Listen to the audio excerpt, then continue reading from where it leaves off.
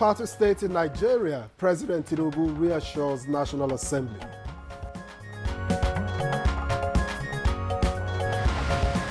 Our nation is not perfect, but it is strong. Our democracy is not invincible, but it is alive. Consolidating democracy gain. 26th Democracy Lecture praises President Tinubu's reforms. This democracy belongs to you. Guard it. Deepen it. International Labour Organization raises alarm over child labour worldwide. Nigeria vows action. Strengthening institutions and implementing community-based programs to rescue and rehabilitate vulnerable children. And on Good Morning Nigeria today, we shall review the 10th National Assembly in the last 2 years.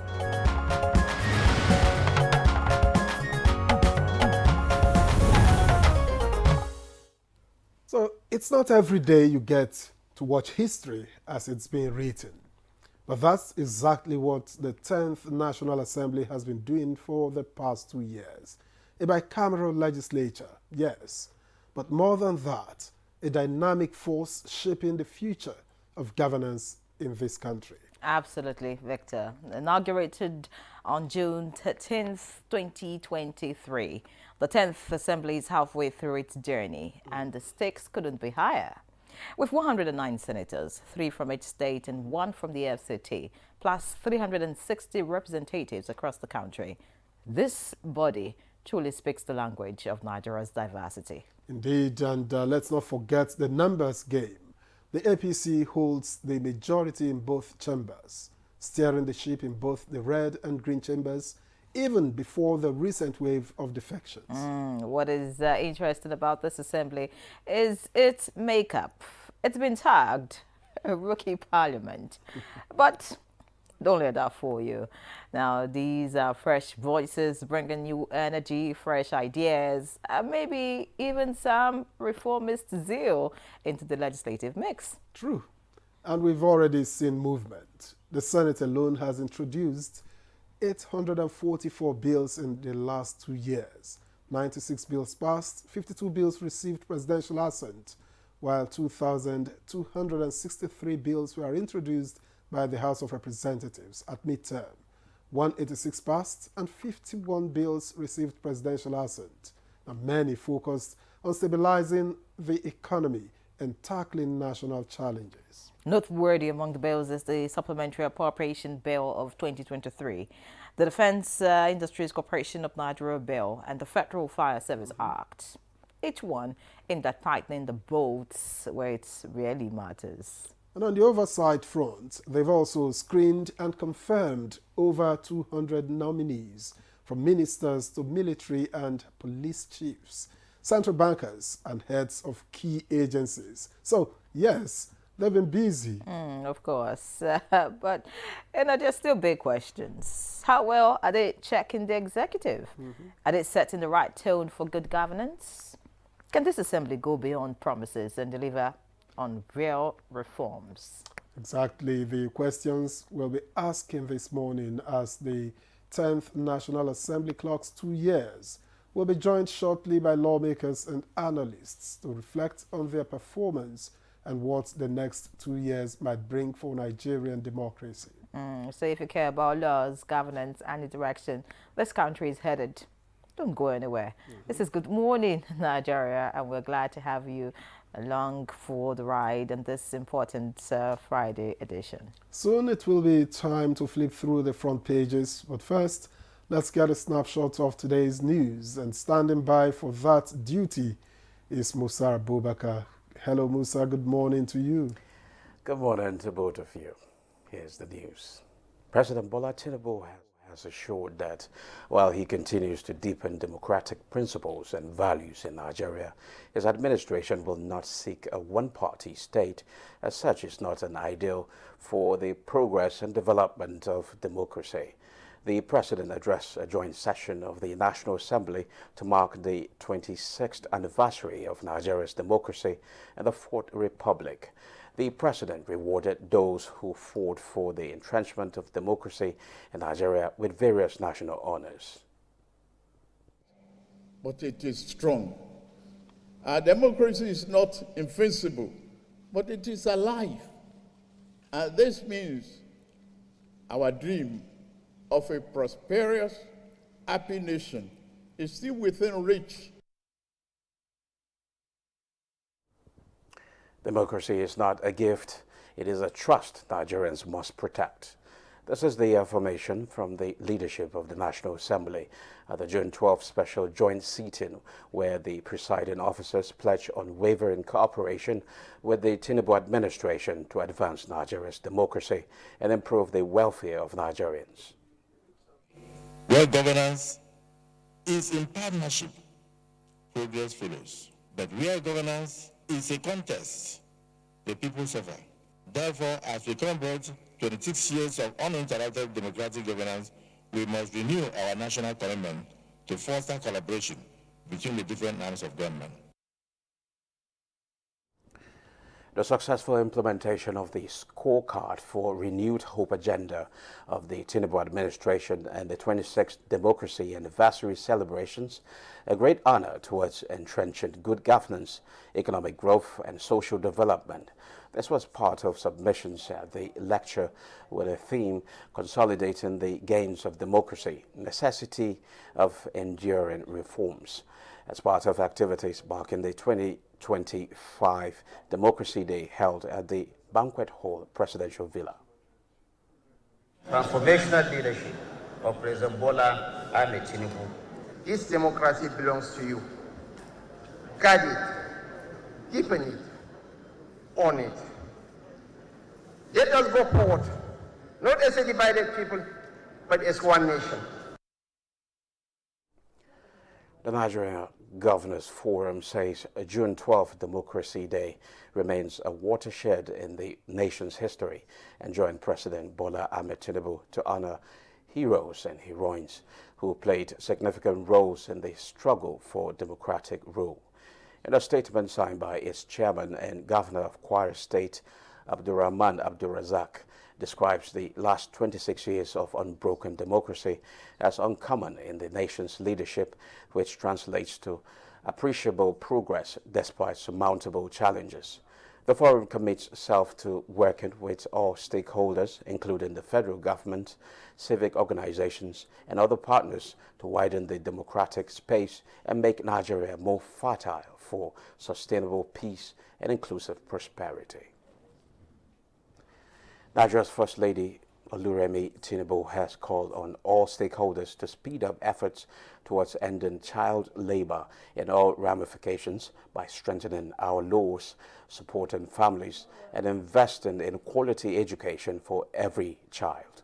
This is in her message marking 2025 World Against Child Labor Day, with the theme, "Let's speed up efforts, end child labor," while urging Nigerians to raise their voices for millions of children whose dreams are stolen by the harsh reality of child labor.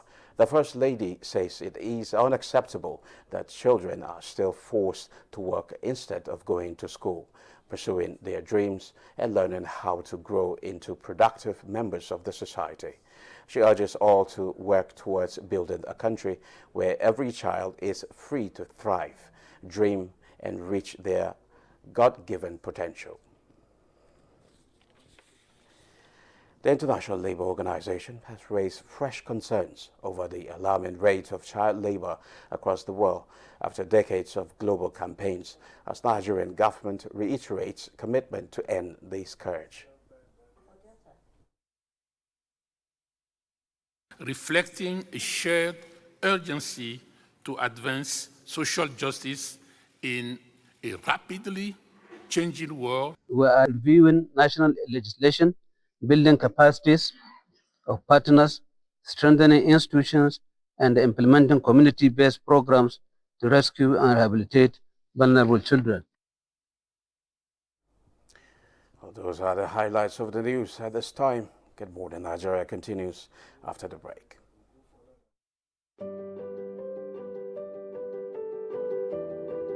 Have you heard the news? The federal government of Nigeria, through its direct benefit transfer program, has started the disbursement of 75,000 naira per household in 3 installments of 25,000, 25,000, 25,000 naira. Each recipient must have a validated national identification number, NIN, to receive the payment on behalf of their household members. To benefit, your household must be in the National Social Register of Poor and Vulnerable Households in Nigeria. The federal government's direct benefit transfer program is helping to reduce the effect of suffering while promoting financial and economic inclusion for the poor and vulnerable population in Nigeria.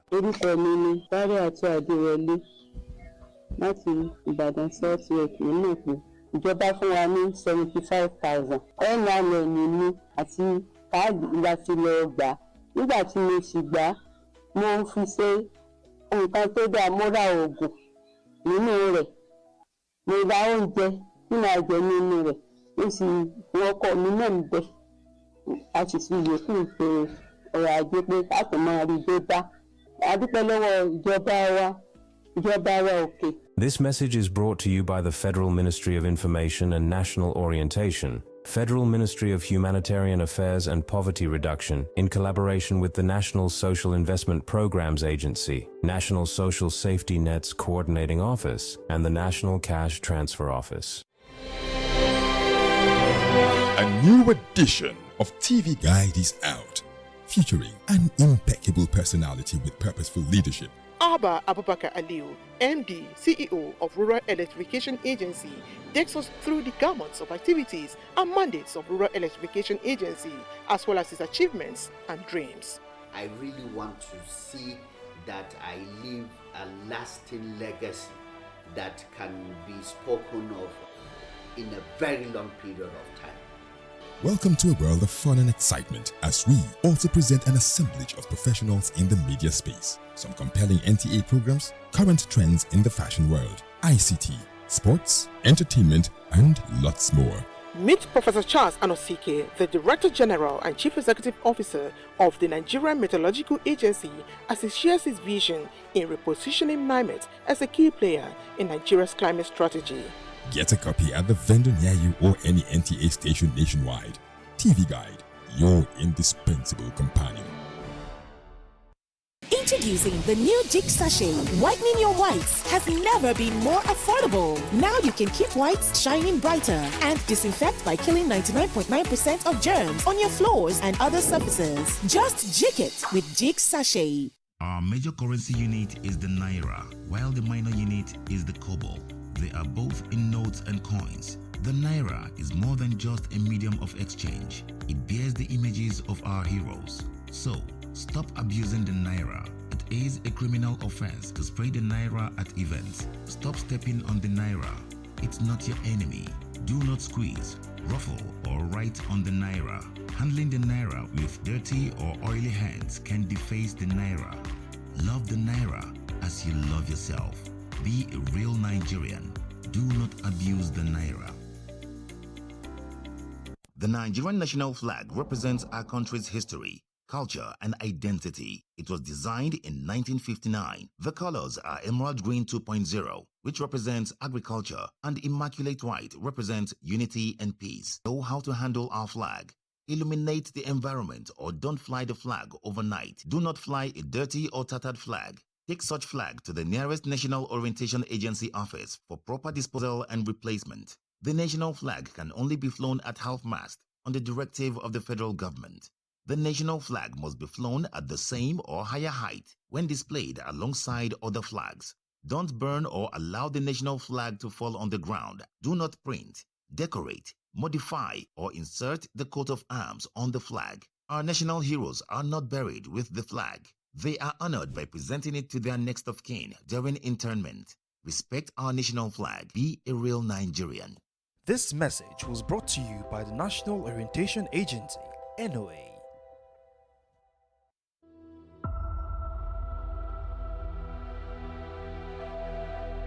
I want to play!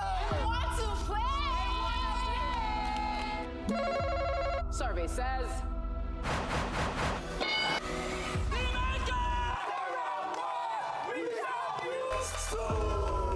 If my phone rings at 2 a.m., it's probably an emergency. Landlord. Achalugo. I will give you 1.5 million. After you smile finish, I will add extra 1.5 million just for you to move around. I will not add extra 2 million naira. Just for you to call me Odogu.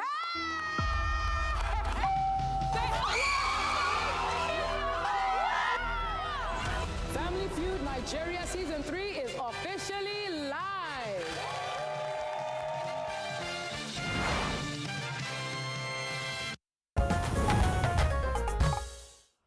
All right, thank you for staying with us. And up next is the newspaper review.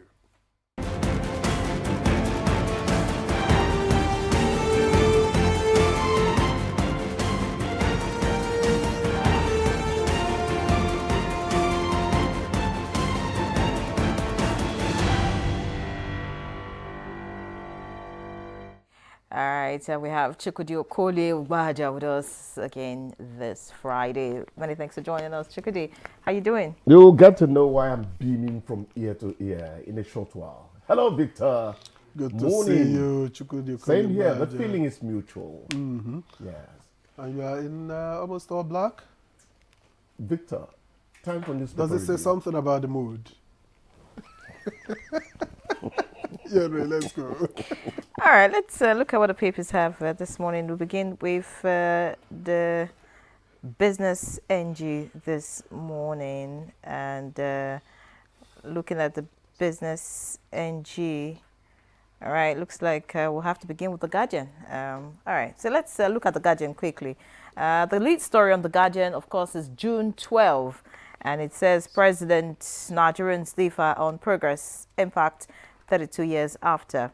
And above the masthead of the Guardian, or just below the masthead of the Guardian this morning, we have NNPC remits 4.7 trillion naira as oil revenue shortfall hits at $5.7 billion. Details on page 3. And of course, still on June 12, Soludo Fashola Jega advocate electoral reforms, national rebirth. And one passenger survives a plane crash. Plane crash kills 260 in India. Very sad report that came in yesterday. May the souls of the departed rest in peace, of course. And looking away from that now, the picture story is that of the president at the National Assembly yesterday, and the caption under the picture story is Democracy Day. Tinubu honors Alex Ibru, Kudirat Nwosu, Akiyemi, others with national awards. Some other stories, we have emergency services at risk, over 80% blood shortage in hospitals. Biola family seeks legislation to institutionalize June 12. Alia accuses religious leaders of fueling insecurity in Benue, is also right here. And windstorm kills 6, injures 30 in Taraba. Finally, on the front page of The Guardian, we have Bastis must score 70% in 4 key areas to get full NUC accreditation. That's according to the federal government. All right, let's see the Business NG quickly now. Business NG, of course, leads with a business story. Ecobank unseats Zenith in major shake-up of Nigeria's Tier 1 banks. British passenger survives Air India crash that killed 241. That's on page 2 of the Business NG. Above the masthead, EFCC files $1 billion fraud charges against Cibex crypto exchange promoters. And Tinubu grants presidential pardon to Ken Saro-Wiwa Ogoni 9 on Democracy Day. Finally, on the front page of the Business NG this morning, we have Tinubu dismisses one-party fears, honors democracy icons. All right, Victor. Thank you, Yemre. And from the Daily Trust comes this headline. PDP, ADC, SDP take on Tinubu on opposition comment. And above that story, it's a triple under the masthead. No democracy as long as Rivers is under emergency rule, and that's credited to Dixon. The story is on page 35. And on page 5, protest against hardship flops in states. Page 29 has the story, 8 family members die in Zaria auto crash. And going towards the bottom now, survivor narrates moment before crash that killed 240 on page 31. And June 12, governors seek commitment to democratic ideals. And finally, Tinubu honors Yaradua, Balarabe Musa, Kudirat Abiola, Shoyinka, others. That story is on page 6. Chukode. Victor, let me quickly start by going international. The first one is that Israel struck Iran's nuclear sites this morning, really, you know, and the world became that more dangerous. We pray that this does not get... Not just nuclear sites, but military the interests, headquarters military of the personnel. Revolutionary Guard was also struck. Actually, I hear that their commander was killed. The commander killed, and Iran has, military leader Iran killed. has said if Israel strikes its nuclear sites, it will go after American interests. America has been denying being involved in it at all. We don't know how they went about it, the Jewish state and all that. I just thought we should mention that quickly because it's going to affect many of us. Okay, the national honors, I like the headlines, but then I am a bit, squeamish. No, squeamish is not the word. I don't quite like the fact that they didn't mention that Nosai Gabo also got an order. Olatunji Dara, I think, as well. There's this practice of sweeping journalists in the background. Let them know that the Olatunji Daras of this world, the Nosai Gabos of this world, are major generals in journalism. If you don't call attention to yourself, nobody's going to.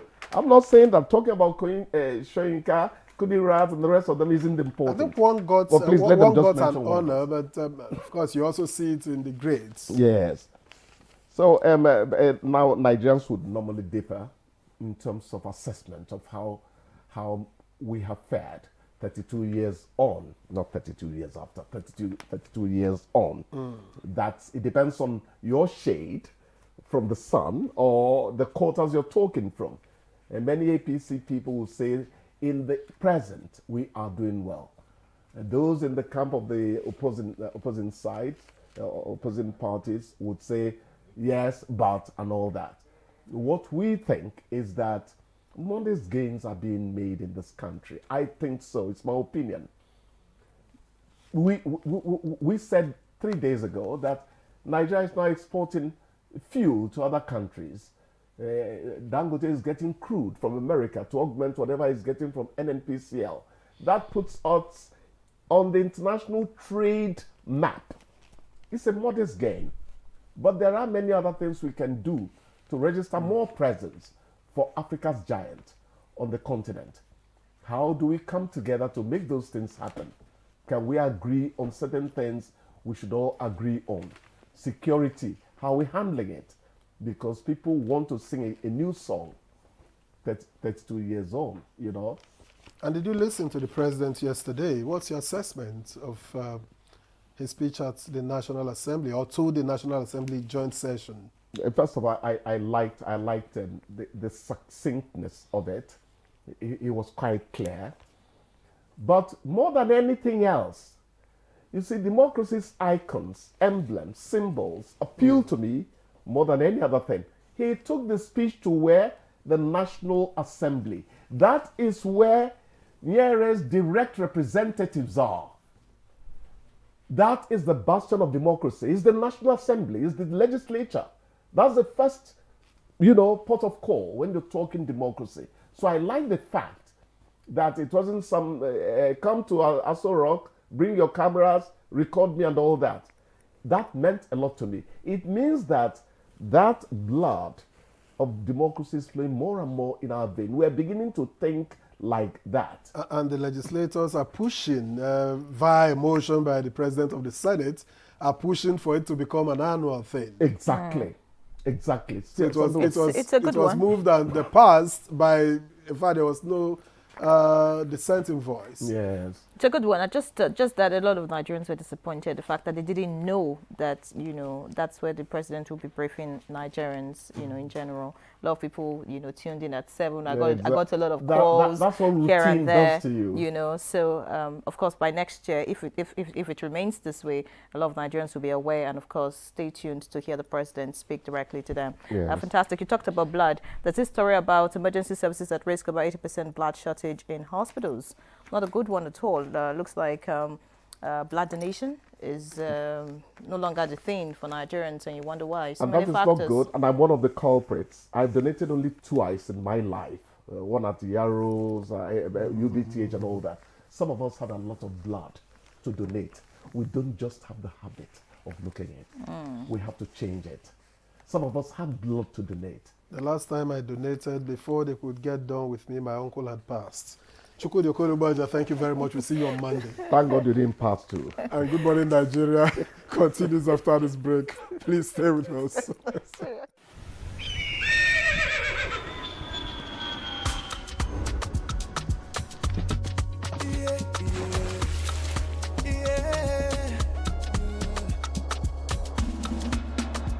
From the Atlantic across the savannah to the Sahara, we rise, a land of the free, we know they tire. We dream great, our spirit is undying. Resilient, rooted like palm tree, we swear in color, with undying demand, we make solutions, we ignite passion, yeah. Diversity is unique, we have more than the solution. We are Nigeria, we are Nigeria, strength in unity, we know they carry life. We are Nigeria, together live the dream of a land with great destiny. We are Nigeria. I am the real Nigerian. Brought to you by the National Orientation Agency, NOA. The counsel of our fathers. I will urge and advise our younger generation to use talent and brain to sort out problems, not arms. Nigerian youths, let's build our nation together.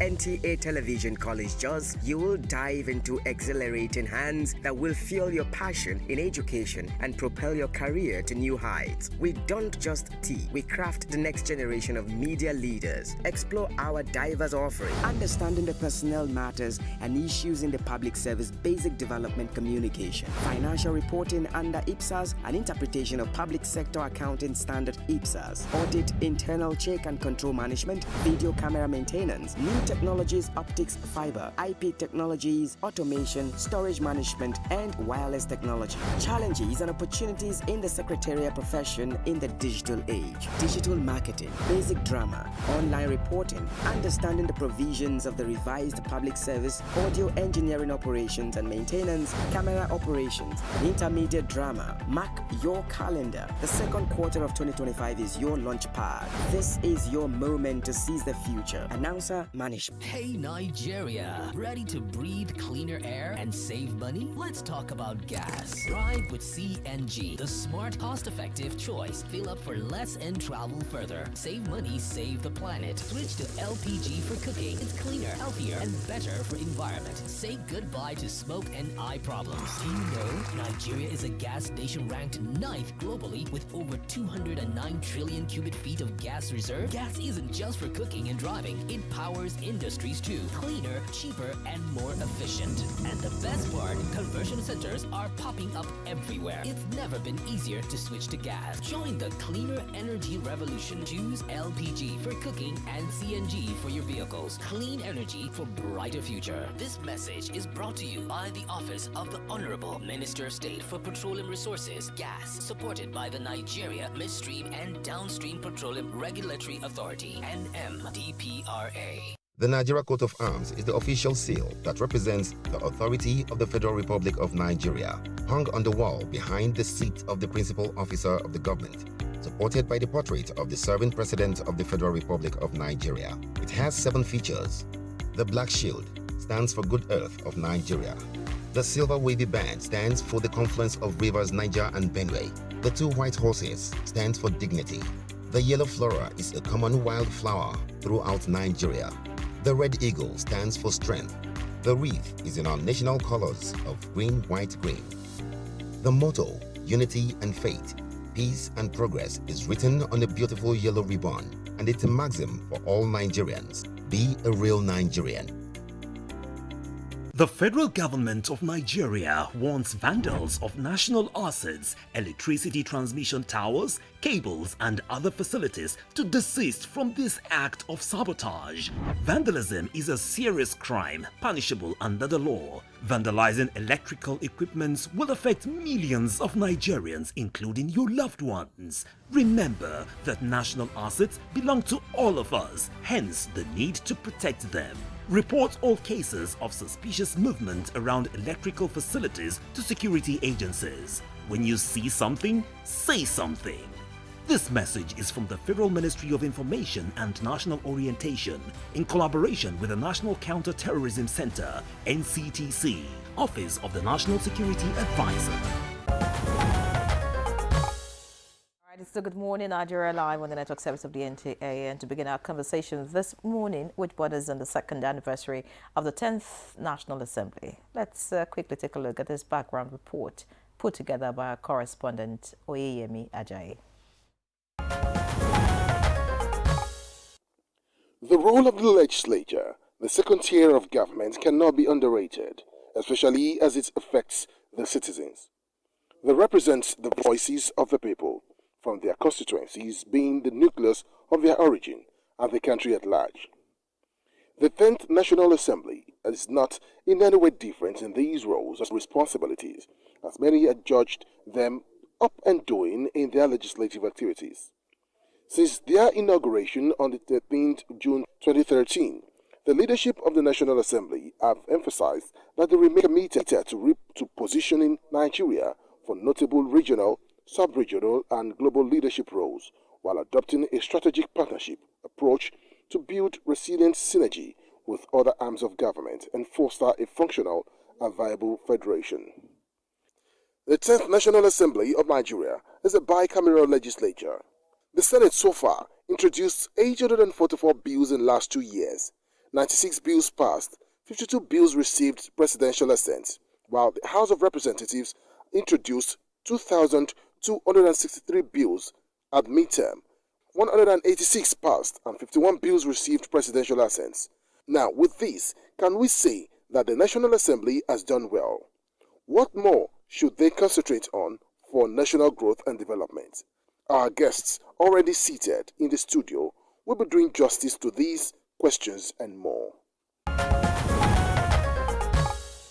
All right, many thanks, Oyeyemi Ajayi, for that background report. And to begin our conversation, let me begin by introducing distinguished Senator Titus Zam, Chairman, Senate Committee on North Central Development Commission, and immediate past Chairman, Senate Committee on Rules and Business. He represents the Benue Northwest Senatorial District. Thank you. Distinguished, a pleasure to welcome you to Good Morning Nigeria. Thank you so much. Let me also introduce Representative Ejirogene Francis Waive, Chairman of the House of Representatives Committee on Rules and Business and member representing Ughelli North and South, Udu Federal Constituency in Delta State. Thank you very much for coming. Thank you, except that you didn't say the good people of... The good people. Who represents the bad people? All right, we have another guest, a very good guest who is a regular on Good Morning Nigeria. But this time, he joins us via Zoom, Dr. Abdurrahman Abu Hamisu, political scientist and public affairs analyst. Many thanks for joining us, Doctor. Thank you for having me. Good morning, Nigerians. All right, so let's begin from here in the studio. And yesterday was June 12, and the president had to be there at the National Assembly to address a joint session. Senator Zam, let's begin by assessing the president's visit, his address, and the camaraderie, of course, which most of us watched on TV. Well, Mr. President did very well yesterday by choosing to speak to the Nigerian public through their representatives in the National Assembly. You know that the National Assembly is the basin of democracy. It's the hallmark. It's the headquarters of democracy, because it's the only tier of government that is populated essentially 100% by elected representatives.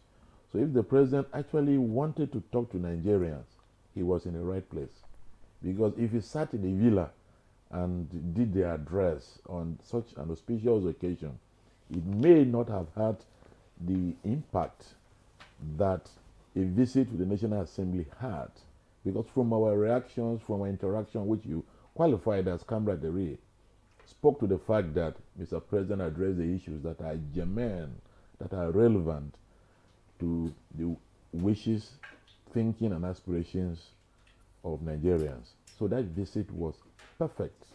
It was correct, and it was in the right place. And the icing on the cake was to corner the president and try to get it to become an annual ritual. Yes, yes. And I think you are right, because we felt that as the People's Parliament, each time he wanted to talk to the people, since it's not possible for him to deal with every Nigerian, over 200 million people on one-on-one basis, the National Assembly is the most appropriate place for such an engagement.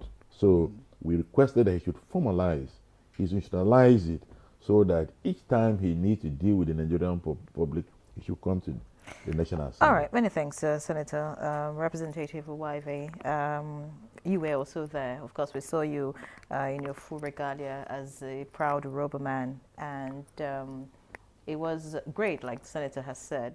But some Nigerians, feel indifferent because they're used to the routine of having to tune in at 7 a.m., hear the president speak and all of that. But let's look at the content of what the president, actually said yesterday at the National Assembly. As a Nigerian, as a good Nigerian, would you say that the president spoke to the issues, that needs attention at this point in time?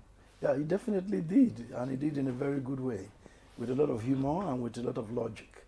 This is the second time of coming to the National Assembly on June 12th. And I think it's a good practice, and it's nice that we cashed in on it to ask him to make it an annual routine. It's just like the State of the Union address by U.S. presidents. He touched on every issue. Last year, it was the national anthem, and this year, the national honors was there. That's what captured most attention. But if you listen to the speech, he addressed issues of partisan politics, he addressed issues of the economy, issues of security. There's no aspect he didn't talk about, even the reforms that he has initiated, the regulation in the foreign exchange market and the removal of fuel subsidy. He addressed all of that and talked about the hope for tomorrow and how that gradually the economy is coming to equilibrium. Prices are higher than they were, but people are, stability is coming. He talked about inflation coming down and the exchange rate of the Naira beginning to be stable, unlike previously, where if you buy $1 for X amount, tomorrow morning you don't know what you buy it for. But now we all know it's somewhere between around 1,600 or less, or 1.5 thereabouts. So there's that stability that is coming to the economy. He addressed that. And then he also gave hope to the common man that tomorrow will be better. It was a good speech, and even across party lines, it was nice. The humor with which he addressed the fears of the one-party state. And then he put Nigeria's mind to rest in that respect. And like he said, you can't force people not to jump out of a bailing ship, of a ship that is going down. But it was a good speech generally. And look at the national honors, well spread across the length and breadth of the country. I particularly took note of that. And of course, a representative of my people, I was interested in people from my area who were on that list. People like Frank Kokori, people like Alex Ibru, people like Alfred Rewane, and I was excited. And then as a clergyman, when I heard Bishop Kuku, I had to get up and Matthew Kuka. I got up and gave him the applause. So it was well balanced. Some people you would think he would never mention like Femi Falana and a few others. And then look at the Ogoni Nine. That was good. That was good. You didn't mention Professor Hoveri. Oh, that's our leader. Thank you for bringing me that so that Prof sits. I have the privilege of sitting there, Prof, every day. Sometimes people don't know Professor Hoveri beyond, now he's in the House of Representatives, but he has a history. Yes, he was in exile with Mr. President, stayed together in the same flat during the I know time he's a well-respected political scientist. Oh, sure. Yeah, from my training during my undergraduate days on Abel University, my lecturer would cite Julius Ohembere about Nigerian politics and economy. And when I met him in the National Assembly during our orientation at the International Conference Center, I had to walk to him and introduce myself to him. Yes, sir, I'm one of your students. Yeah, quite a respected scholar. Yeah. All right. Let's when I first won election here, and I mentioned to somebody that Professor Julius was my colleague, he said, clean your mouth. Many people don't know that aspect of his background. Anyway, let's get in Dr. Abdurrahman Abu Hamisu. Maybe for a moment you could also have a go at what happened at the National Assembly yesterday. What's your assessment? Well, it's a good thing that the president took his time to visit the National Assembly yesterday as a way of commemorating June 12th, which has become Democracy Day, and to have the nation addressed through that medium in the midst of the lawmakers that are the representatives of the people. It's a good thing that he did that, and that he was able to touch on those issues that he feel are germane and fundamental going forward as we grapple with the challenges of our nation, Nigeria. Beyond that is just a ritual. It's just what it is an appearance. The speeches have been given. Now it is time for Nigerians to react. I think that is exactly what is happening. But I bet you a lot of Nigerians won't be able to watch that very particular interaction yesterday for obvious reasons. One of those reasons is lack of power supply, which has become a daily occurrence in Nigeria.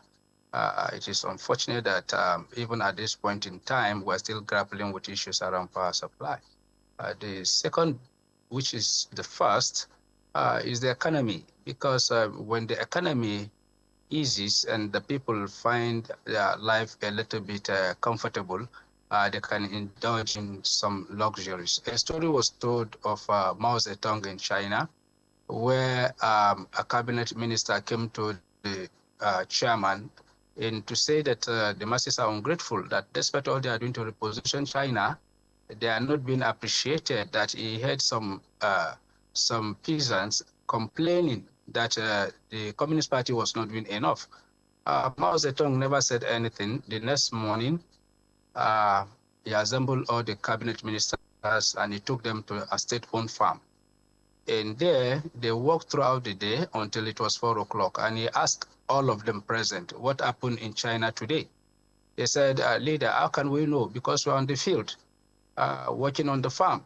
He said, okay, because one of the complaints was that the peasant could equally pick up the newspaper, listen to radio, and watch television to know what government is doing. And the Mao want to pass a message that the masses are too busy on the field, to the extent that they are aching out a living from the farmland. They don't have luxury of time, which means that watching television, listening to the radio, and then reading newspapers are luxuries that come with ease. So if the economy eases and people find life to be a little bit comfortable, people can really relax and listen to news and watch entertainments and so on and so forth. So for me, beyond the speeches, Nigerians will want to see more of actions. Comments. Let's get back to the topic for conversation today, which is, of course, is the second anniversary of the 10th National Assembly. I'd like to get back to you, Senator.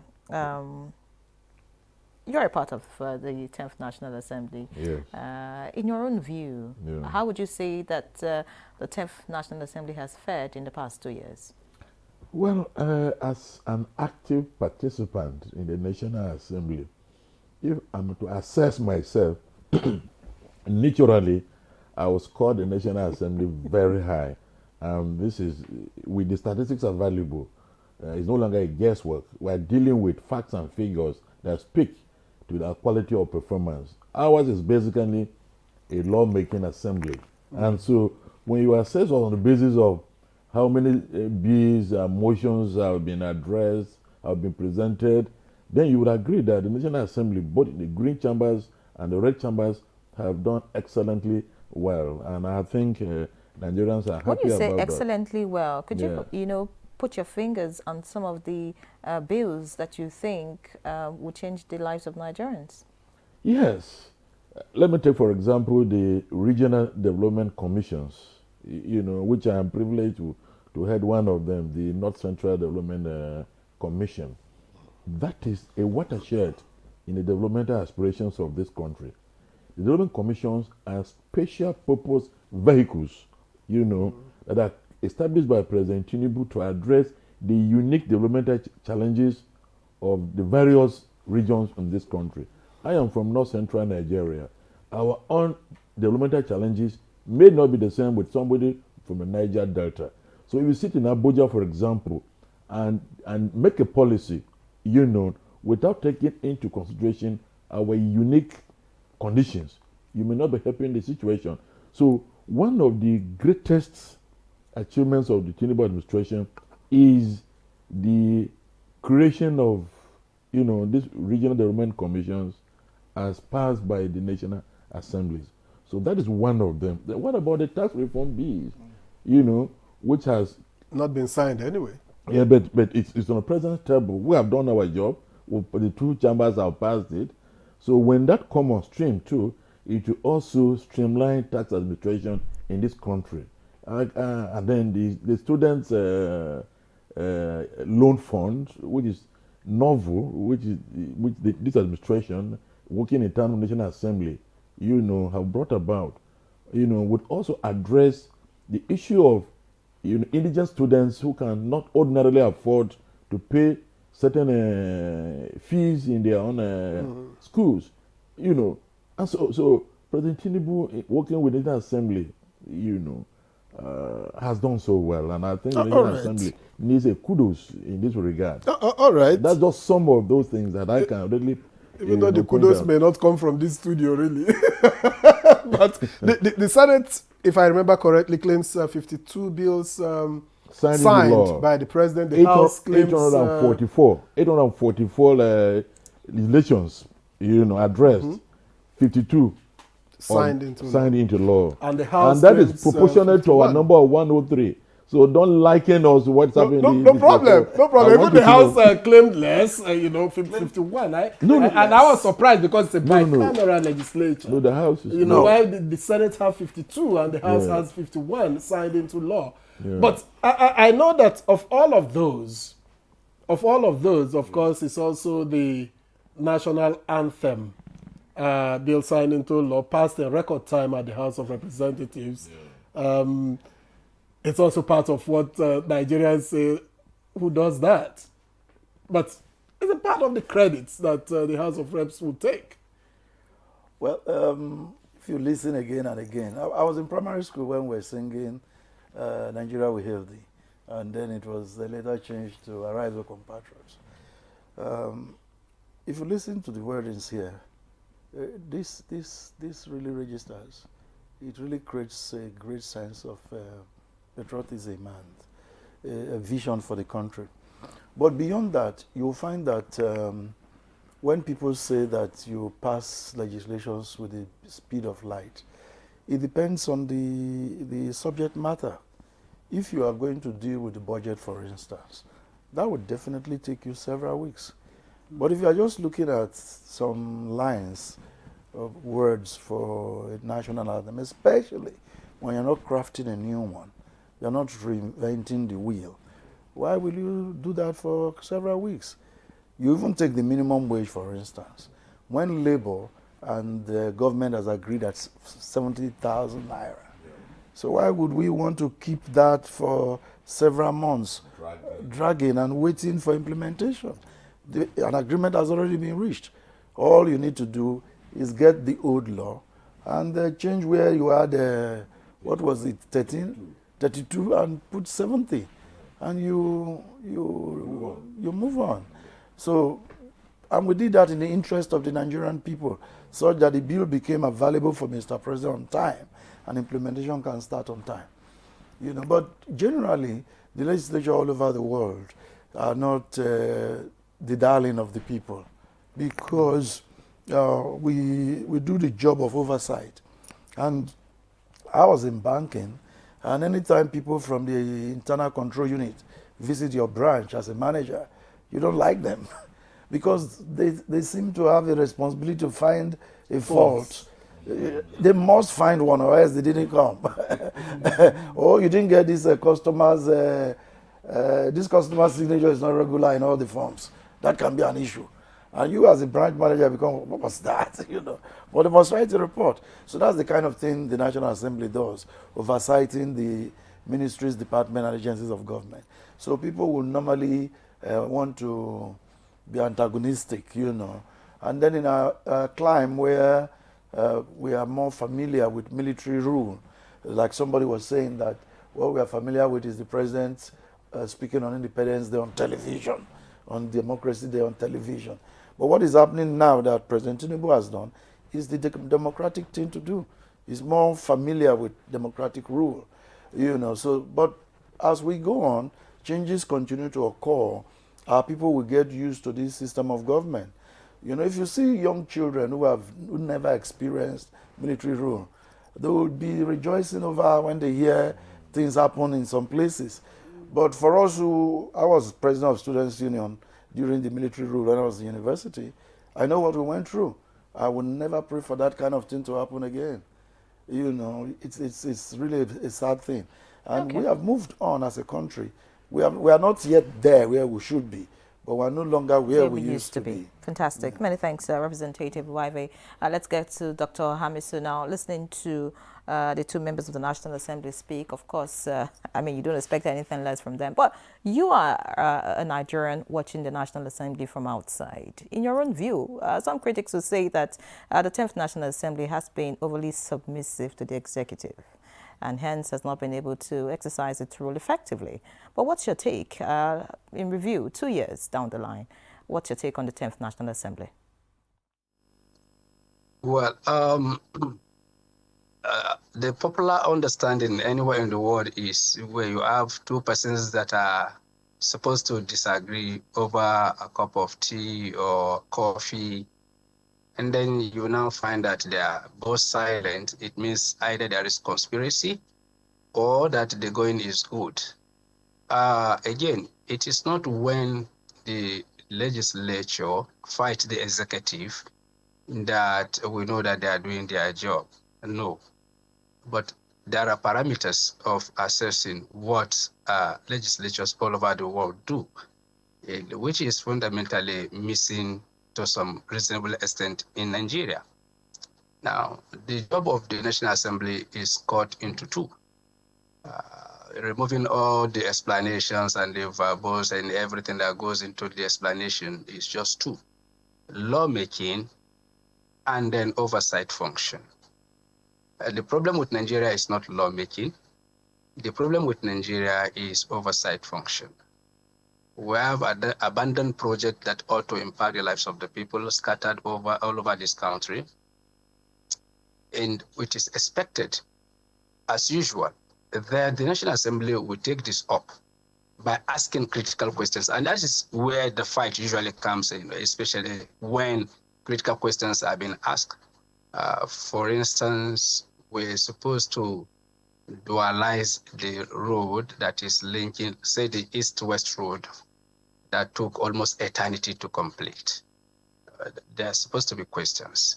And if these questions are being asked by National Assembly, the gale of corruption and the abuse of public office would have reduced drastically.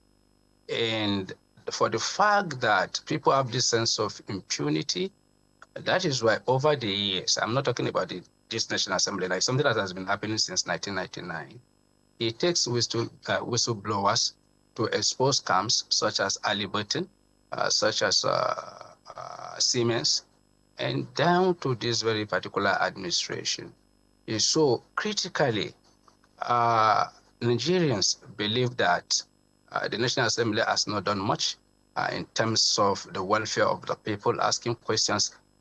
I don't equally blame the National Assembly. I even blame the framers of the Constitution of the Federal Republic of Nigeria, where the Chapter 2 of the Constitution that talks about the economic right of the people is made redundant. I may choose as a president to pursue the welfare of the people or not, and I cannot go to court as a citizen because it's not justiciable. So from that very particular perspective, when you tie it to what is happening in Nigeria, where everybody, almost everybody in power is after their own interest or their group interest, for the persons come to understand the reason why most of the institutions of governments are not working, especially the National Assembly that's supposed to be the conscience of the polity, in the conscience of the economy, the conscience of our moral and social lives in this country. All right, many thanks, Doctor. But, I'd like to remain with you. You said the laws are not really the issues, but some people have said that they have not, the 10th National Assembly has not focused on the critical issues like agriculture, food security, sufficiently, which are the main issues, the Nigerians, of course, will want to be handled. So speak about that, really, the laws that has been made so far. Do you think that they have focused on the main issues, bedeviling the country at the moment? You see, I don't want to dwell on the laws that have been made so far. Laws are made, laws are broken, and there are always a sort of discrepancy between pronouncements, between what is on paper and the real action that is taking place. If we are really a very serious people and a serious nation that want development, the choices are just simple. It's either we want to salvage the nation and keep and fight with our friends, or we keep our friends and compromise the nation. And in Nigeria, what we normally do is choose our friends and compromise the nation.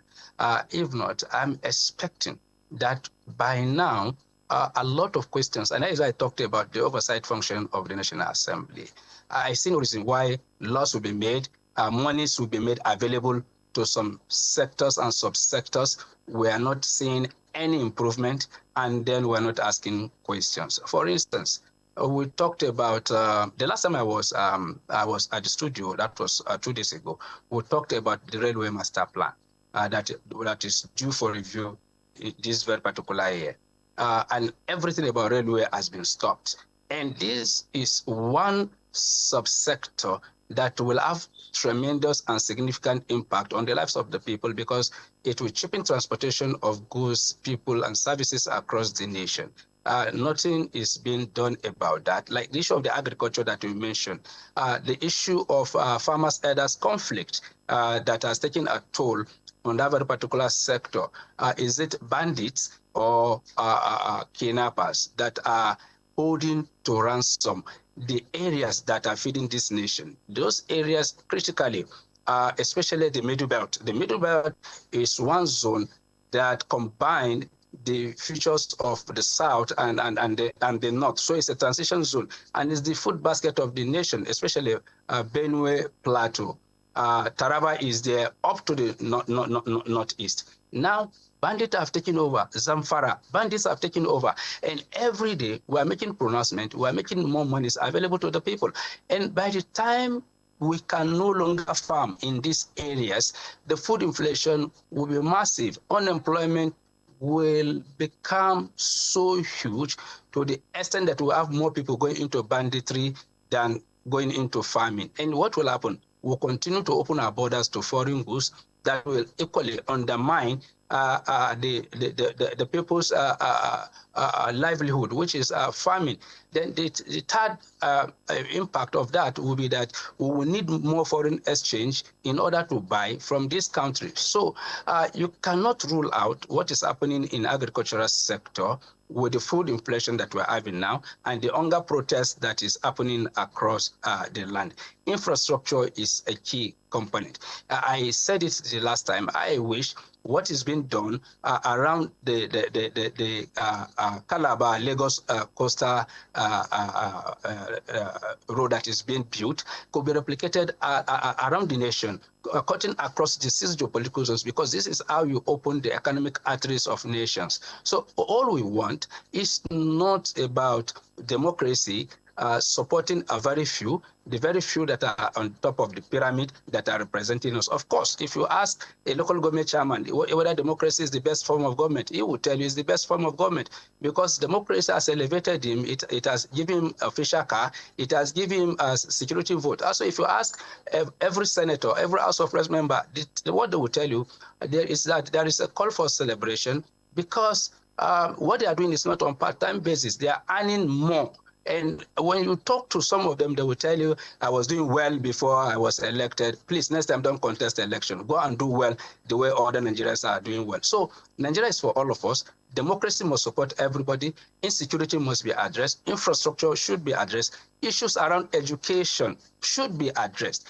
Because, for instance, a country like Tanzania is building bridges that we used to give to Julius Berger in this country, and we praise Julius Berger as if they are doing us a favor. All we are saying is democracy should be about peace and development. As it is now, democracy has not given us peace and development as we're told on the pages of journals and textbooks.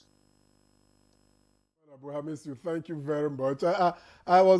Someone somewhere could say, but these are legislators, they are not the executive. But I think you've been able to, link it how legislative work could bring about development. And the camaraderie that exists between the 10th National Assembly and the executive is also something. I don't think the president has turned down anything that the National Assembly has thrown at it. Yeah. So it behoves the National Assembly to put things forward, and then let's take it from there. But he's also talked about the relationship. Yeah. He's not alone. A lot of people talk about the relationship between the legislature and the executive. Yeah. And I'm going to ask you, Senator Zam, is this 10th National Assembly independent?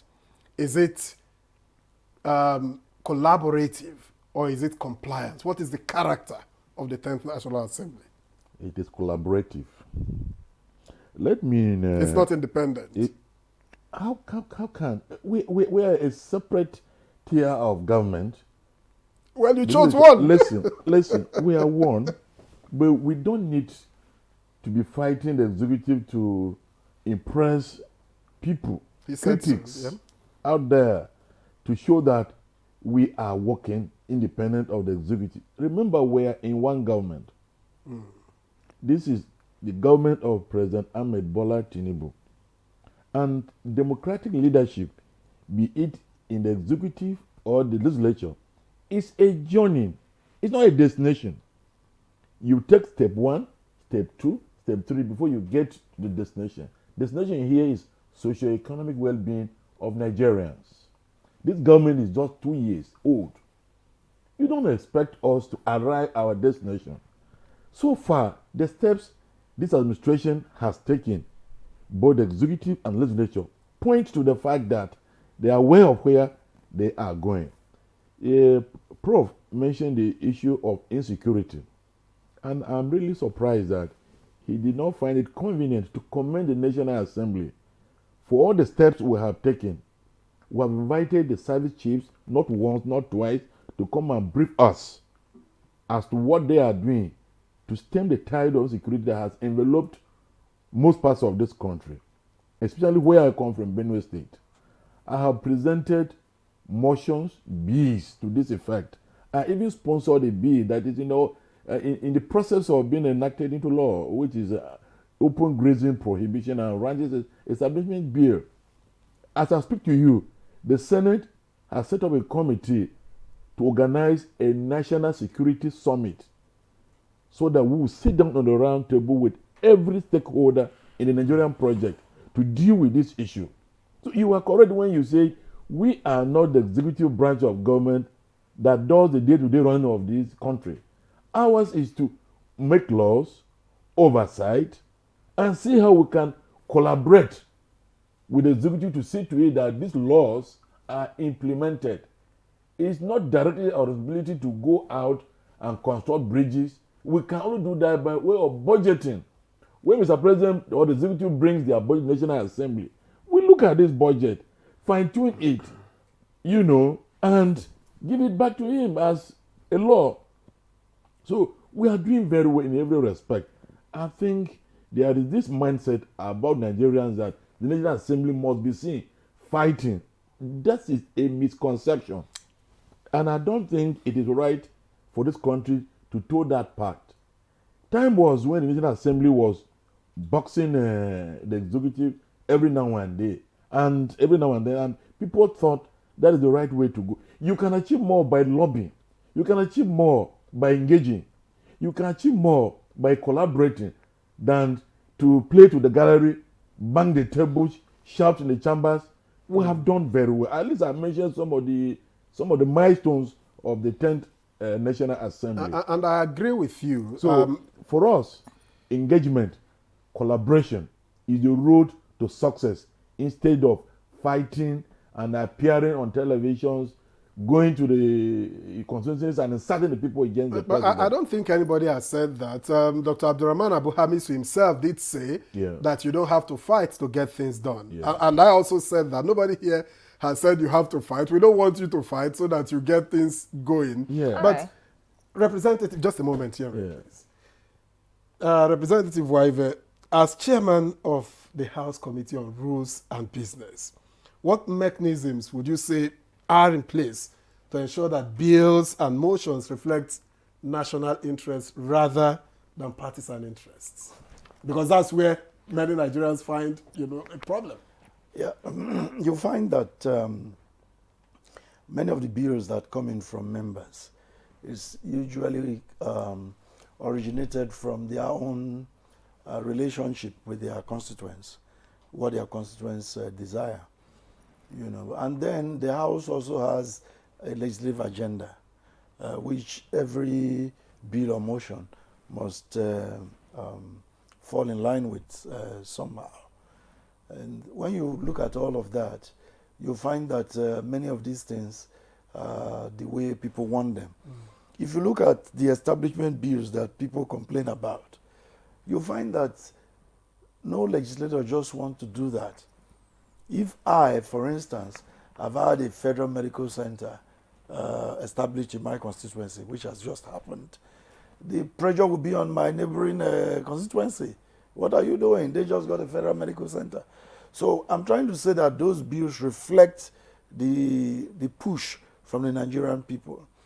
And these bills only become laws to be executed. They do not become immediately a meal on the table. Because what government ends up doing is providing an atmosphere where people can live in peace, where businesses can thrive. That's what government does. And not to come to your house and provide you breakfast and serve you lunch and all of that. The energy, for instance, in the House of Representatives, this 10th House of Representatives, over 2,000 bills in 2 years, will tell you that people are not sleeping. They are thinking, they are working, and they're looking at how life can be better for their people. All right. If you say that the members of the National Assembly are not sleeping, they're working, and the energy is, intense as it should be, would you say that they are working on their own? Would you say that they are engaging with the citizens enough? I ask that because, in the last 2 years, we've seen all kinds of protests from the citizens that these members of the National Assembly represent. So would you say they have engaged enough? All kinds of protests. I don't want to call the names, of course you know them. So speak to us about the engagement of the National Assembly with the citizens that they represent. And then, if the National Assembly has been up and doing, tell us some of the steps it has taken to ensure accountability and transparency of governance. You know, the members of parliament are the closest to the people. And that's why the pressure is always on us, because we are the people who are always meeting constituents. We are the people they can reach. You know, even for things that the executive should do, the constituent would ask you to do them because they know that they can reach you, you are the one they can talk to. So those protests cannot be ruled out. One, there are people who want to take your seat, who want to contest. They will do everything to validate their ambition, which they have a constitutional right to do. And then there are professional critics who would criticize ice cream for being too cold or for being too sweet. So those are usually part of democracy. In a military dictatorship, for instance, you won't be allowed to do those kind of things. So generally, the things we have brought up to the fore are from the people. If you want to say that because there are protests, in some cases, it means that we are not doing our job. No, that even shows that we are doing our job and that people want more. Oliver Twist would always ask for more. So they would ask for more, and we will continue to do our best for our people. The legislature is that arm of government that suffers most whenever there is an interruption. And so in these 26 years, it's beginning to grow, mature, learn the ropes, and I'm glad that 26 years has been unbroken. We are doing well. Let me interject here to say that there are this maxim that the cure for the ease of democracy is more democracy. These pockets of protest that you see here and there are reflective of the fact that democracy has come to stay, and the Nigerian populace have begun to understand that they have certain basic rights that must be addressed. And some people are also taking advantage of the fact that the longevity of democracy has given them all windows to air their views, state their cases, and to make themselves heard. So you will see more of this protest as Nigeria practices democracy. It's not so much about the quality of service. It's about people enjoying their freedom of expression, and it speaks to the quality of leadership that we have. President Tinubu is a very tolerant Democrat, and some Nigerians know his history, and so they now want to give him what he used to give other administrations. You know, he stayed more in the opposition, you understand? And now that he's in charge, whatever he does naturally attracts extraordinary attention. Okay. But the good thing about it is that, given his own pedigree as a core Democrat, he responds to some of these things stylishly and in a manner that you not even know that certain steps have been taken. And that is why he's enjoying the kind of acceptance and popularity that he's enjoying from every corner of this country, which manifests in terms of people leaving their own political parties, coming to join him. Let's talk about transparency of the National Assembly. What is being done? A lot of people say that the National Assembly is almost like a closed book. It belongs to the people, right? Yes. And the people are supposed to see more clearly what goes on in the National Assembly, whether it's in terms of pay, whether it's in terms of laws, whether it's in terms of oversight. How transparent is this 10th National Assembly? The National Assembly is the only institution whose sittings are monitored live by the press. Cameras are focused on every member of the National Assembly. If you doze up, Nigerians will see. So I don't know. Executive sessions? Executive sessions come only once in a long while, depending on the subject matter. Some issues are out of national interest. You know, Yorubas have a saying that not all clothes can be displayed in the open. Issues that border on national security or national interest can never be addressed in open plenary. Yet, those instances or executive sessions are very rare.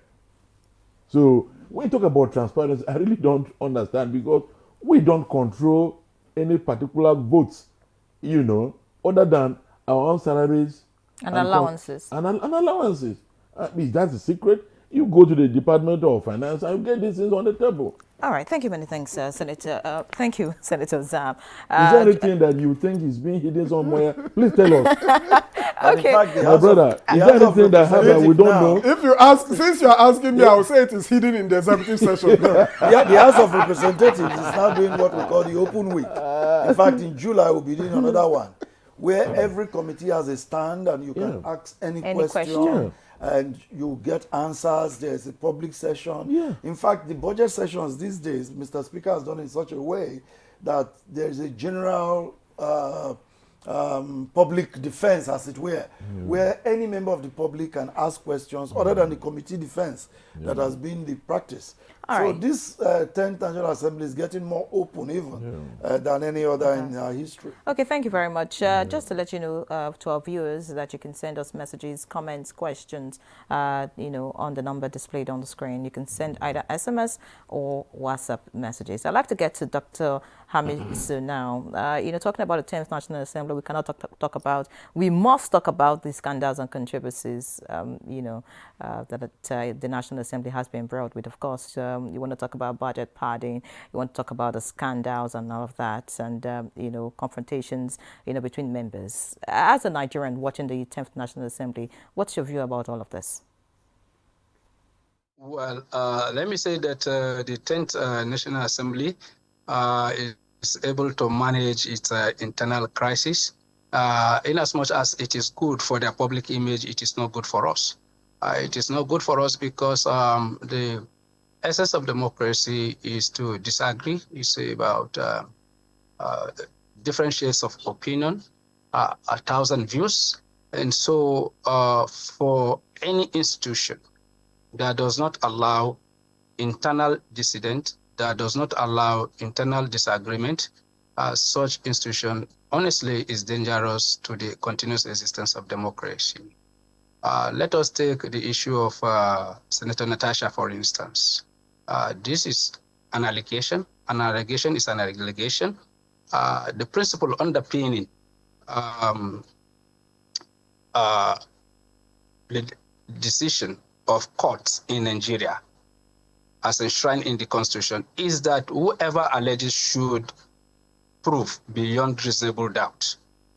And now, what is expected as an institution that thrives on transparency, it should provide a platform where both parties will come and prove their case. But what is happening from being suspended to, I'm not saying that there should be no rules governing behavior. But again, when there are rules governing behavior, and I know that that rule is going to gag me and that rule will not save me and protect me, then I'll become a rebel that will rebel against the system. We've seen it in the past. There was, I think, was it last National Assembly before this? The Nigerians were saying, we want to know how much our senators and House of Reps members are making. And a senator then wanted to divulge those very particular facts. Why should it be a secret in the first place if it is transparently done and that Nigerians know how much their senators and House of Reps members are earning? Because the question there was what they are contributing to the sustenance of democracy, to protecting their well-being. Is it commensurable with what they are being paid and the allowances they are enjoying in Abuja? And a lot of questions were asked. Freedom of Information Act was relied on. A lot of letters were sent to the National Assembly, and there were no responses. And then that equally led to protests on online platform. So why is it that anytime somebody from within National Assembly wanted to do something radical that will change the course of history, that person is clamped down, either the person is removed as a principal officer or the person is suspended? You agree with me that most of the suspensions that have happened in National Assembly is not because the person acted out of line, but because the person intend to divulge the secret of the National Assembly that is considered sacrosanct, and then the person is punished. How do you do that? If you are for transparency and if you are for accountability, then it must start from the institution itself. Secondly, I understand the fact that there are issues that cannot be discussed in the public to the extent that it pertains to national security, or it will undermine the outcome of whatever it is being discussed. For instance, the issue of security. Now, I'm happy the senator mentioned, unfortunately for me today, each time the senator is making a point, I don't, the audio usually dimmed. I only hear the representative speaking most of the time, but I picked something that he talked about, which is a national conference on security. Now, I want to ask, beyond the national conference, what has happened? Because after the conference, there must be a resolution, and the resolution becomes the compass that will guide actions going forward for all the stakeholders that are involved. And it requires that these particular resolutions are turned into a KPIs, which is key performance indicators, that is used to measure progress as we go forward. And whoever needed to be questioned will be questioned. Whoever needed to be invited will be invited. Who needed to be commended, commended.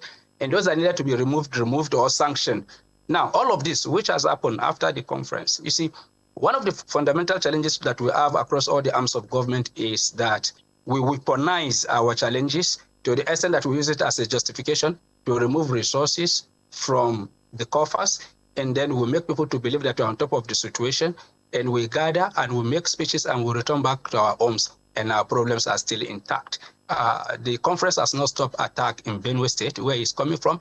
It has not stopped attack in Plateau State. It has not stopped in Zamfara. Neither has it stopped Katsina. So now there is a correlation between actions and outcome. So if ordinarily the conference had impact, by now we should have a drop in terms of attacks that are happening across all of these very particular domains I've mentioned. But the attacks are still going on. People are being kidnapped on a daily basis.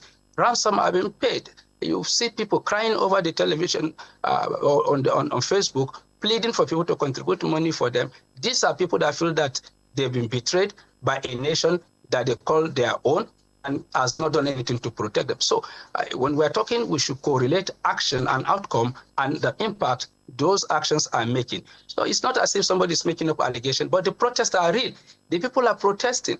If the real work is being done, the people will not protest. Even if they are protesting, it will be in solidarity, it will be in support, and that would have led to honoring most of the members. I bet you majority of the members from these constituencies may not return in 2027, majority of them.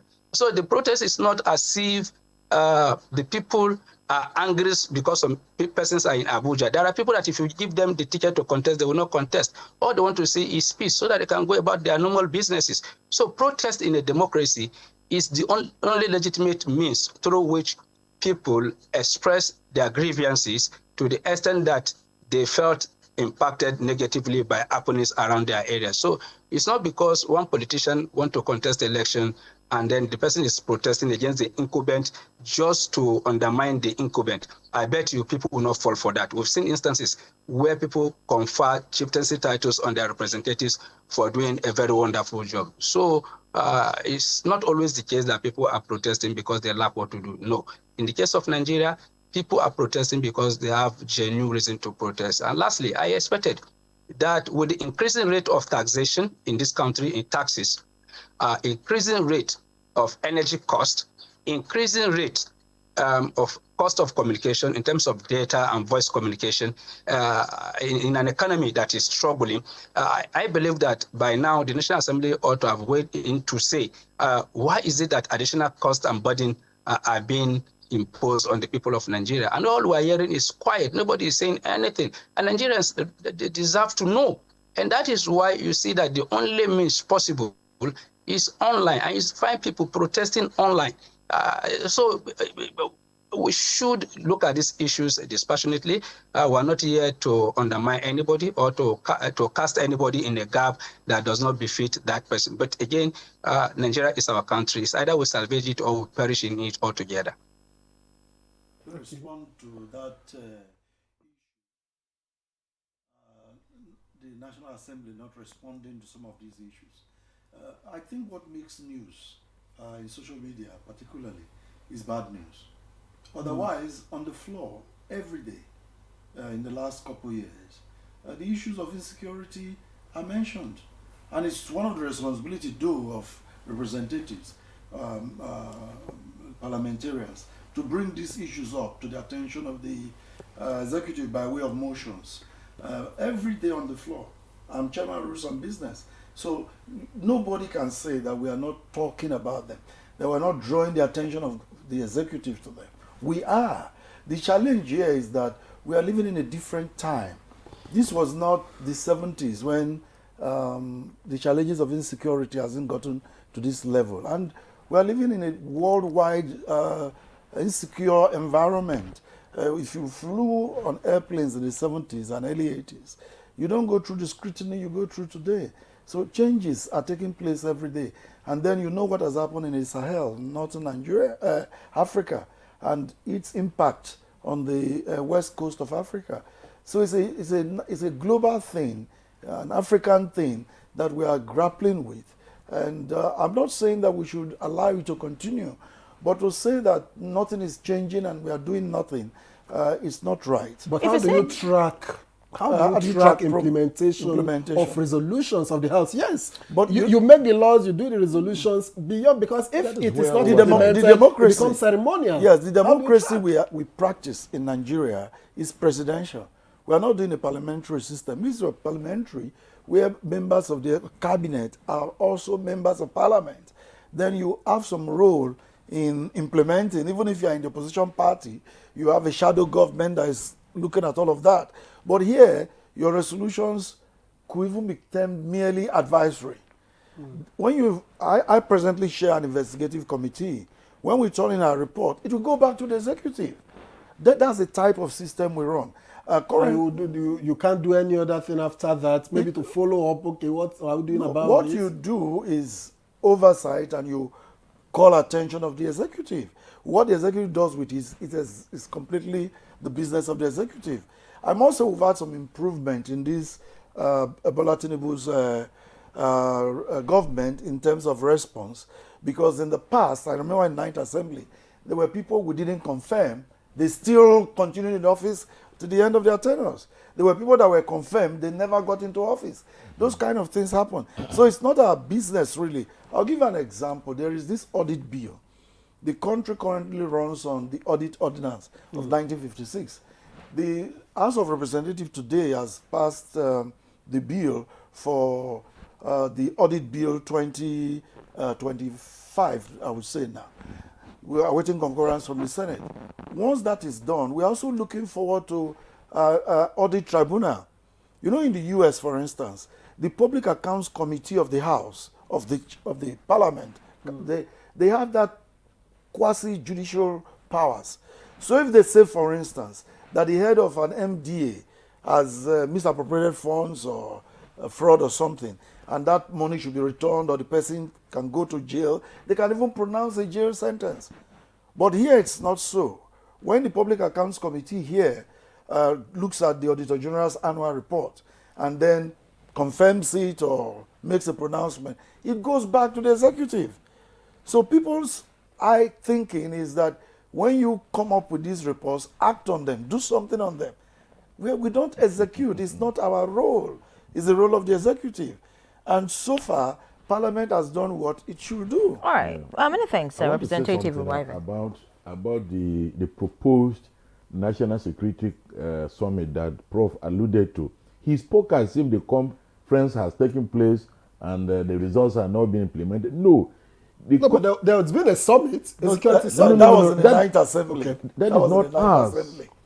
I co-sponsored the motion with Senator Jim Ibrahim that canvassed for the convocation of a National Security Summit, having taken a stock of the preponderance of attacks in every part of this country, and having also invited security chiefs to the plenary to come and address us on the efforts being made.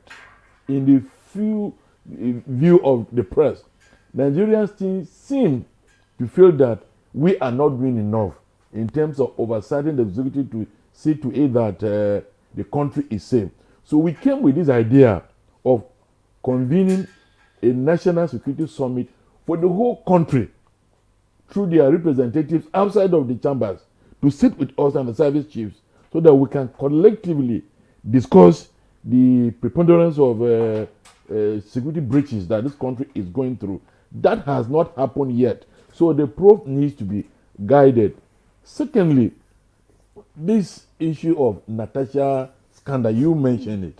There is no scandal between Natasha and the Senate president. What my colleague, my dear sister in North Central is doing is crude politics to smear someone because she lost her committee. I am a member of the Ethics and Privileges Committee that gave the district senator the privilege to come forward and state her case. She ran away. Many thanks, She Senator prefers Zam. to come to the press. So Nigerians are being misled. Now that I have this opportunity, let me say it. We didn't want to dabble into this. Dr. Buhamisu somebody mentions scandal.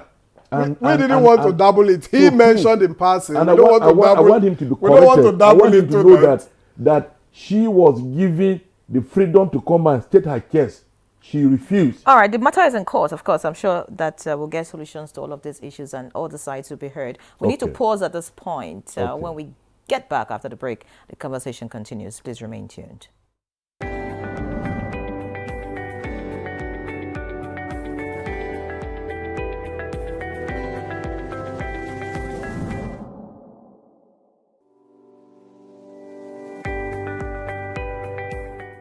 When we think about the digital economy, you can see it as the marketplace for digital goods and services. And increasingly, it's becoming a force to reckon with and an incredible contributor to economic growth, because we've seen the growth in technology and digital platforms. Technology has it really permeated every aspect of life and business, the way we live, the way we work. And when we talk about the digital economy, we're really talking about leveraging technology and digital platforms in a powerful way to drive growth, to drive solutions to problems, to drive applications, and to provide services. The digital economy is something that has the potential to help Nigeria leapfrog a lot of its development challenges, right? Because think about what the mobile phone did for Nigeria years ago. That is the potential we have for digital, because it has a way of reducing the barriers to innovation. It has a way of being able to transform service delivery, whether it's government's delivery of services or whether it's services in the health system where people can use digital to actually be able to see their patients better. But it takes a lot to realize that potential of digital. The first thing is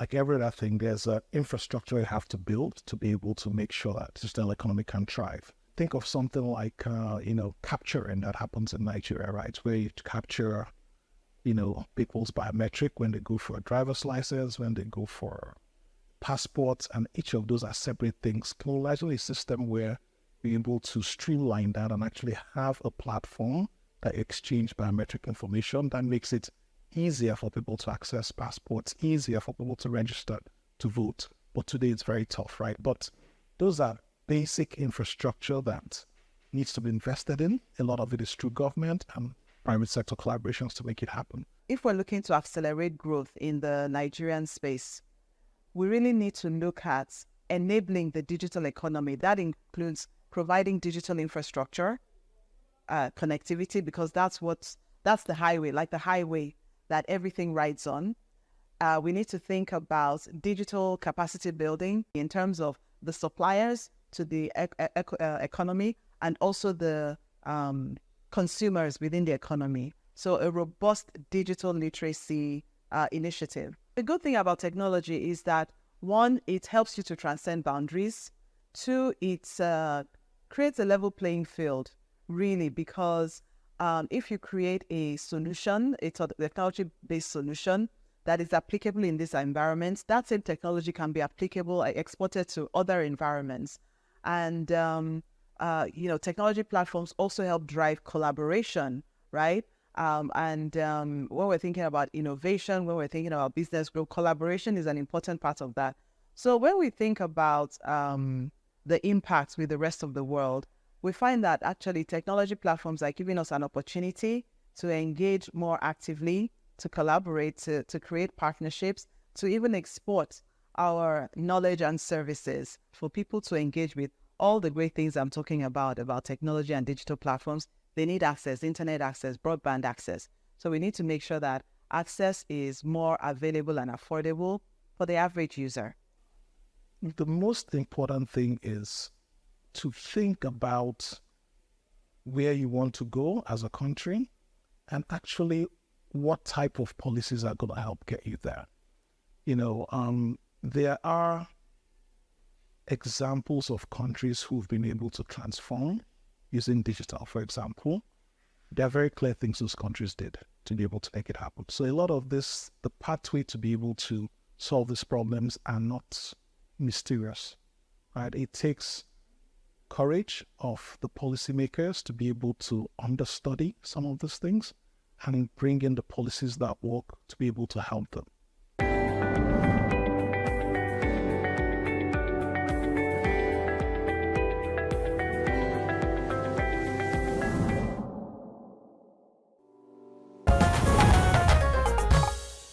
Many thanks for remaining tuned. It's still good morning, Nigeria, live on the network service of the NTA.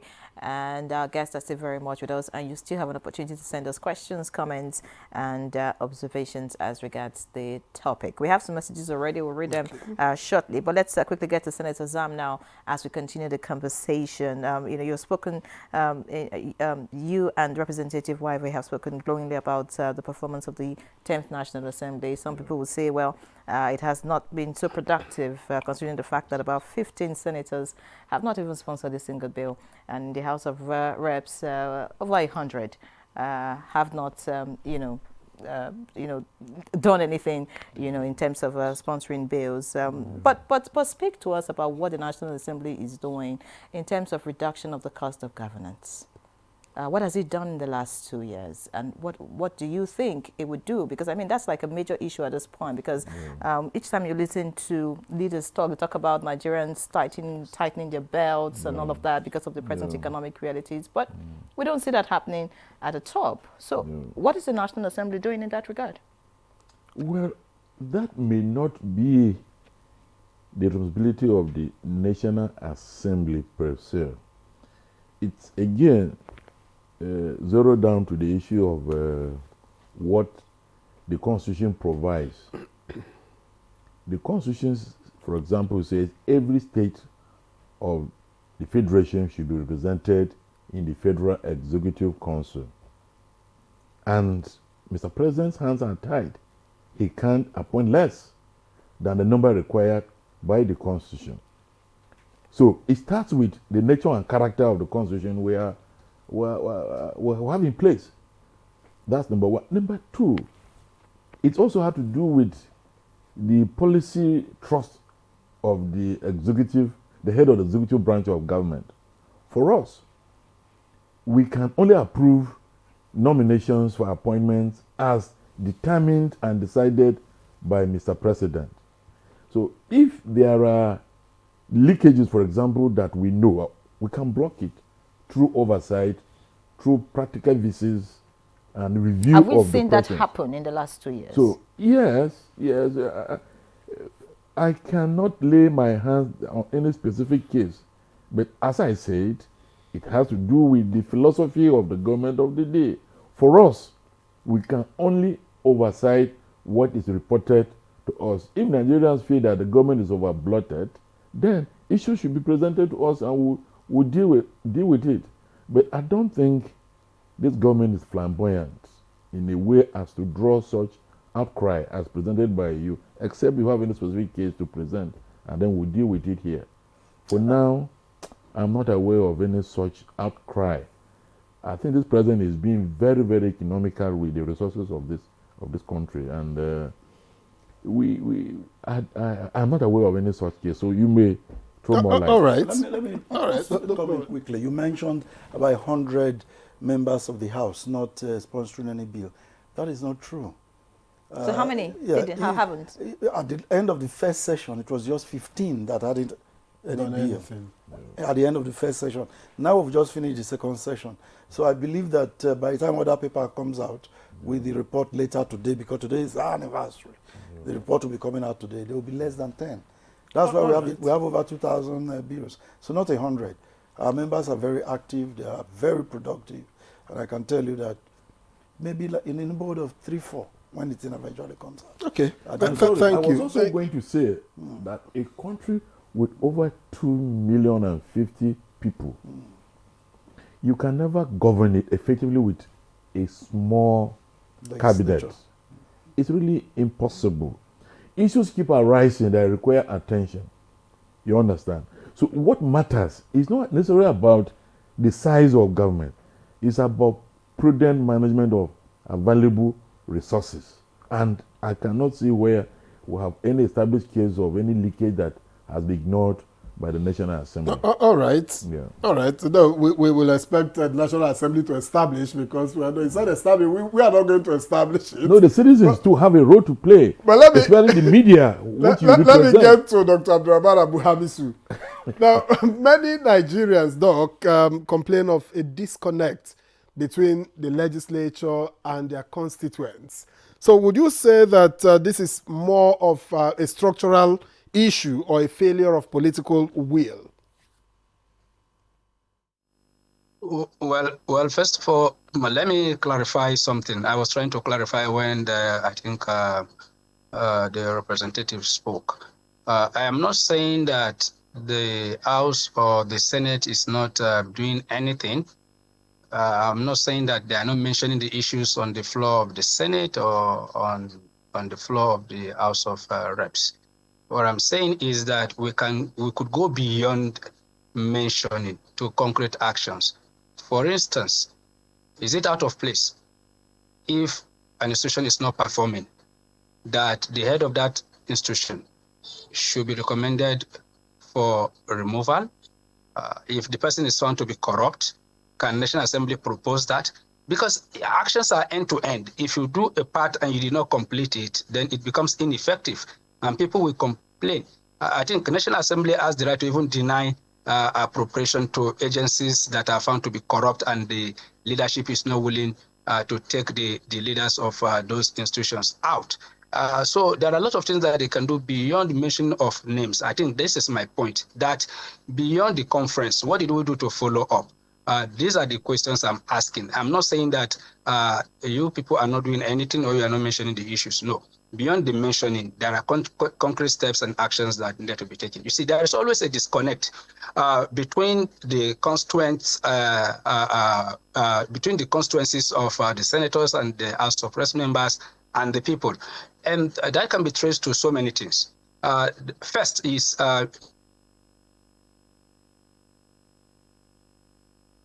have lost connection with perhaps we just take the messages Dr. that we have at this Hamisu. time. Of course, we'll look at the messages that we have so far. I'll just read out a few. This one here says, we're not only requesting they do the necessary by making good laws that can increase Nigeria's general productivity. Okay, well, that message is incomplete. John Paul, you can complete that. That's all the way from Lagos. This says it's very appalling that the National Assembly does not follow its own guideline on how its leadership emerges when it has been empowered by the Constitution to do so.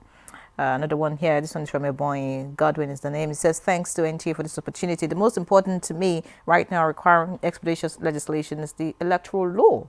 I agree there has been some improvement. These are too incremental, given that most of our challenges stems from there.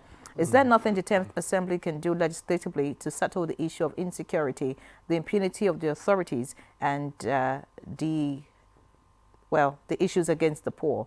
Well, I guess that's what he's trying to say here. This one says, good morning, presenters. Nice having Senator Titus Zam in the studio. Very eloquent and vocal on the floor of the Senate. My question is about the efforts of the National Assembly in seeing to it that the outstanding NPower stipend is paid. Shaibu Haruna Musa from Benue State. Could the Senator and the Rep in the House explain the issue of the ministries and agencies' mandate vis-a-vis the domiciliation of their constituency and capital projects, by extension the monitoring of the execution, like a project on electrification domiciled in the Ministry of Health, for example? What are the most impactful bills and motions passed in the last 2 years? How have they influenced governance and national development? That's coming from Olakunle. And I'll just take the last one here. This one is from Honorable Lord Danzi Katsen from Taraba State, Wukari local government area. It says, Benue and Taraba states are agricultural hubs of our great nation. What is the 10th National Assembly doing to curb the incessant attacks by the headers on farmers in these states? Most especially National Assembly members from Benue and Taraba states. What are they doing to avert the ugly situation that is hampering agricultural productivity. All right, Victor. I have quite a number of my own here. And Akeju Olagbaju says, Mr. President delivered one of the best addresses of all time at the National Assembly. So the choice of that venue isn't to capture the elitist minds, but as representatives of people spread the message to all parts of the country. I hope the honorable members and senators would carry that responsibility. And then another says, the government needs to listen to the people. You imagine a bag of urea fertilizer sold above 35,000 naira. And according to Engineer Ibrahim Oladeji, what are you doing on full implementation of local government autonomy? That's a direct question. Good morning, Nigeria. My comment about the discourse is that 10th National Assembly has not done enough. Their oversight is very poor. That's from Moses from Abuja. And another one, I need the legislators on set to clarify the perception Nigerians have that they are the ones in charge of constituency projects as against the MDAs. What determines the amount of constituency projects allocated to a constituency, he asks. And finally, to the Chairman House Committee on Rules and Business, why are bills from members kept for too long, expecting colleagues to come and lobby before the bills are gazetted for reading, even with the importance of the bill to the people the members represent? I think we could start from there. I think I should. One thing we must appreciate with the House is that we are 360. 360 is not too much for a country of about 200 million. And then if you compare with other democracies, you'll find that our number is just it. You know, it's okay. What happens in this 10th Assembly, the number we've even achieved, 2,239 first reading, it has never happened in the history of the National Assembly. And that tells you that this Committee on Rules and Business that I heard, we listen to everybody and we try to fast track what they do. As soon as your bill comes, the first thing we do is to go through scrutiny to be sure that you are not reinventing the wheel. There's a law already on that. Why do you want to, you know? And then is it in conflict with the Constitution? We do all those scrutiny. Then we look at the grammar and the legal construction. Now, by the time we finish all of that, we now go into gazetting. Then before, when it's gazetted, we give it a number, then we now list it for first reading. And I can say authoritatively that at this moment, midterm, 97-98% of everyone who has proposed the first reading bill has been read on the floor. I ensure that that is done. The 2-3% that has not done so will be those that submitted a week or two ago. And you had the Salah and then the June 12 holidays, so it's nobody's fault for those ones. All right, Senator. And then for second reading, because we have such a huge number, 2,000 something, how many can you list in a legislative day? You see Tuesdays, Wednesdays, and Thursdays for plenary. Are you going to list 100 a day? No, it's 5, 6 at the maximum, because you need to debate them. Second reading is where you look at the merits and the demerits of a bill. It's not like the first reading when you read only the title for people, the members, to go and look at it. Now you debate it. So you can't take more than a certain number.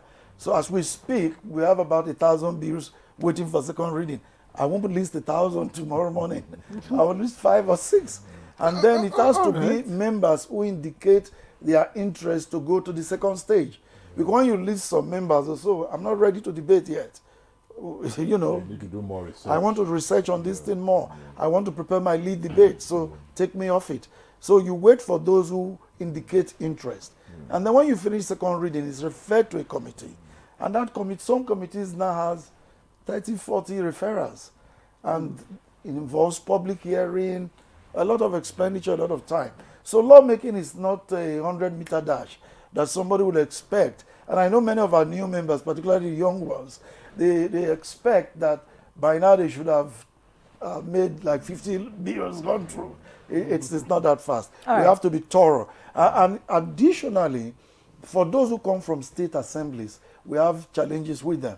Most of the state assemblies in Nigeria are 30, maximum 40 persons, except for Kano, that is over 40. Now, when you are a member of such a parliament, you will speak every day.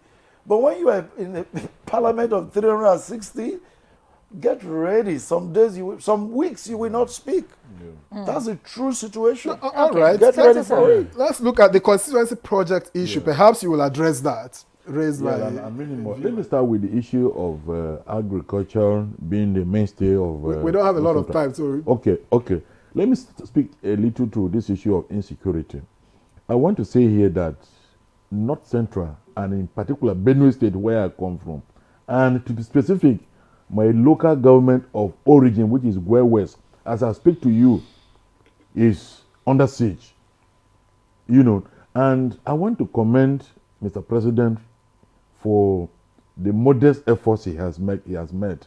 What's lacking is complementarity from the subnational units, the states. When you have all the paraphernalia of security services under your control as the state governor, and you have the security vote to use to support these agencies to carry out their work, and you're not doing it, you definitely don't expect them to do their best. So you people need to draw direct some satellite on the subnational unit to see how they are complementing the effort of the federal government in dealing with the security situation in the various states of the federal. All right, many thanks, Senator. We do not have time. Looks like we're going to have a part 2 of this conversation, but let's get to Dr. Hamisu now to round up the conversation. What would you expect the National Assembly to focus on in the next 2 years? What are the key priorities you think should be of interest to the National Assembly? Education, security, skills development, power supply, infrastructure, and above all, the economy. And I expect the senators and House of Reps members to do more. Everybody have their own styles, but it is not enough to raise issues without having to address them. I think from the feedback you've gotten from the participant, I need not say more, because there are pertinent questions that people feel they've not addressed, and some Nigerians that are watching have decided to direct these questions to them. I think it's a good feedback. I think it reinforces all that I've said. We are doing this because we want Nigeria to be great, and great Nigeria will be. It will outlive us, and Nigeria shall be great. Needs to address the constituency project issue. 1 minute, please. Yeah. The constituency projects are not domiciled in the National Assembly. This is an executive function. All the National Assembly does is to indicate areas of their interest in terms of projects and programs. If, for example, I want a bridge done in my constituency, I need to direct, okay, I have a ceiling of 2 billion, for example, now. I need to indicate the location within my constituency where this bridge will be constructed. Who does it is not my business. It's purely an executive responsibility. So I don't know the hula baloo about. What's about constituency project? We don't control the resources in the National Assembly. We only indicate our areas of interest. You have education related project at schools, you go to the relevant ministry. You understand? So I don't know what really is the problem there. All right, your final word. You want to add to it? Yeah, I want to speak to the Nigerian people to try to come to terms with what Parliament is all about. We must do our best to encourage our parliamentarians. What we are doing currently, in the US, for instance, turnover is about 8%. In Nigeria, it's over 80% every electoral cycle. We must stop this so that we don't lose experienced and trained parliamentarians that can do a better job. All right, many thanks, Representative Ejirogene Francis Waive, Chairman, House of Representatives Committee on Roads and Business, and member representing Nugeli North and South Udu Federal Constituency in Delta State. Many thanks for being our guest. We do sincerely appreciate you. Of course, like to also appreciate distinguished Senator Titus Zam, Chairman, Senate Committee on North Central Development Commission, and immediate past Chairman, Senate Committee on Rules and Business, representing Benue Northwest Senatorial District. It was a pleasure to have you. Thank you. Thank you very much. And also, Dr. Abdurrahman Abu Hamisu, political scientist and public affairs analyst who joined us via Zoom. Thank you so much for your insights. We appreciate you. All right, so that's our package on Good Morning Nigeria this Friday. Many thanks for watching. Leave a locked on the NTA and have a swell weekend. All right, and I'm Victor Azu. Thank you very much for watching. Thank God it's Friday.